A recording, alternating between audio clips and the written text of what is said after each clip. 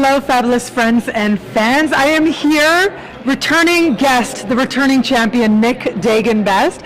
And Nick Dagan Best has a new book on Uranus cycles of the United States. So tell us, what's up with the Uranus cycles of the United States? Ooh, what is not going on with the United States and Uranus? Uranus was discovered 1781, the same year the American Revolution ended, as Uranus was at the very end of Gemini, about to move into Cancer. And Uranus, which takes 84 years to go around the zodiac, 7 years in each of the 12 signs. The American Revolution had begun when Uranus entered Gemini with the battle at Lexington Concord, the first battle, and it ended right in 1781, right as Uranus was being discovered. In other words, the American Revolution began and ended with Uranus in Gemini in those 7 years. You jump ahead 84 years, and you find that Uranus in Gemini also perfectly captures the American Civil War. And then you jump ahead another 84 years and you find that Uranus captures perfectly the U.S. involvement in the Second World War and a bit of the Cold War that followed afterwards. In other words, whenever the United States, whenever Uranus is in Gemini, the United States is in one of these major wars, even though it fights a lot of wars, one of these wars that tends to redefine what the country is in some way. Now, we are about 13 years away from Uranus going into Gemini again. I don't know if there's going to be a war again, but I'm definitely going to be looking out for it. And people who read this upcoming book called UranUSA or UranUSA, leave it to me to publish a book that I can't even pronounce the title of. It's basically like Uranus with like an A at the end because the last two letters of Uranus are US.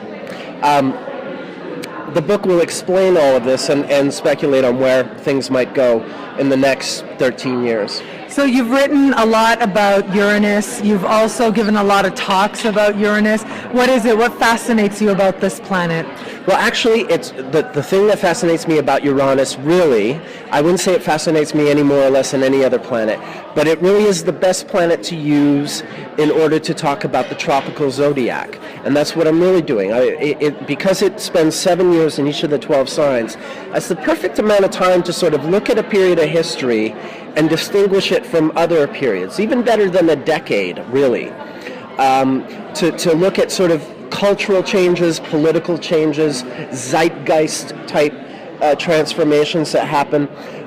Whatever the context, it's that perfect amount of time to look at change of any kind.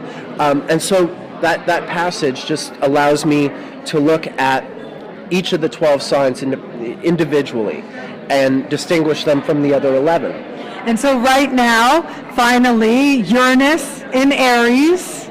What do you got to say about that? What can we look forward to? How will we evolve as a collective as a result of this placement? Well, funny that you use the word collective. I think that's very key. Whatever sign Uranus goes into, it perverts the values of that sign.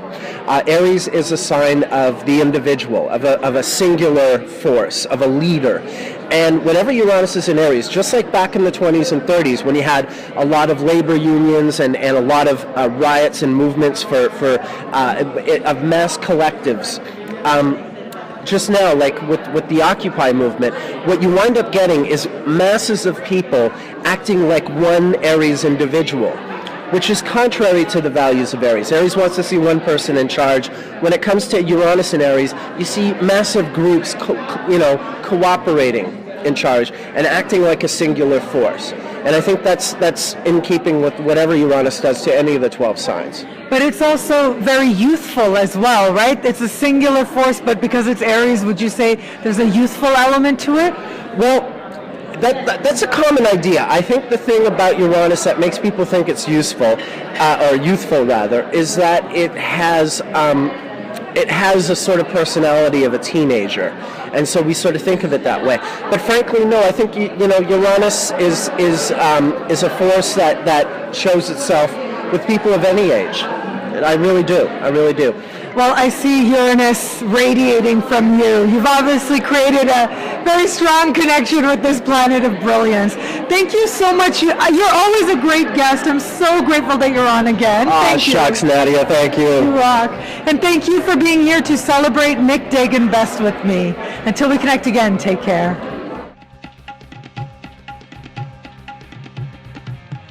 Thank you for watching. It'll be a great month. Be fabulous and enjoy.